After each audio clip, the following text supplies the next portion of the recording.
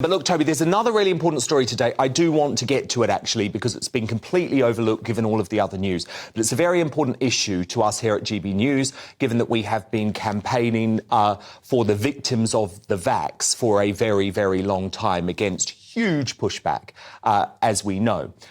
But in a question in PMQs today by Sir Jeremy Wright about the vaccine damage payment scheme, Sunak finally admitted on the record in the Houses of Commons that there is a big issue with the scheme. Watch this.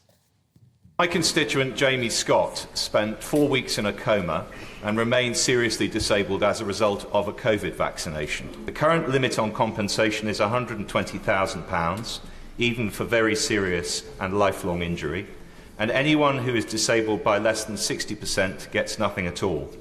That cannot be right. Will my right honourable friend look urgently at changing it? Yeah. We are taking steps to reform vaccine damage payment schemes by modernising the operations and providing more timely outcomes. But of course, I'll be happy to talk to the honourable gentleman further about it. I mean, Toby, look, people should have been speaking about this in the media months or even years ago, but this felt like a very significant moment to me today.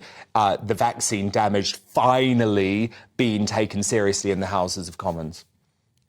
Absolutely. I think a really significant moment. I mean, and particularly following the attempt last week by Andrew Bridgen to talk to the Chamber about vaccine injuries, and the Chamber emptied. It got very little coverage in the mainstream media. He was completely ignored, blanked. It was as though he hadn't been speaking at all. I think it's fantastic that Rishi Sunak has now acknowledged that vaccine harms is a significant issue. It is something we should be debating. The compensation that the vaccine injured are receiving is nothing like good enough. One thing that Rishi said in the course of this exchange was that there's nothing to prevent Jeremy Wright's constituent from bringing a case against, in his case, AstraZeneca. But actually, in 2020, the government indemnified the big pharma companies producing the mRNA vaccines from being sued. I mean, you still can do it, but your chances of succeeding because of the indemnification granted by the government are extremely slim. So the government really does have to start paying people like Jeremy Wright's constituents much more significant damages for the harms they've suffered from taking the vaccine. Indeed. And look, we have been on this story for many, many months now, many years now. We'll stay on it. But I did want to mention it with you tonight.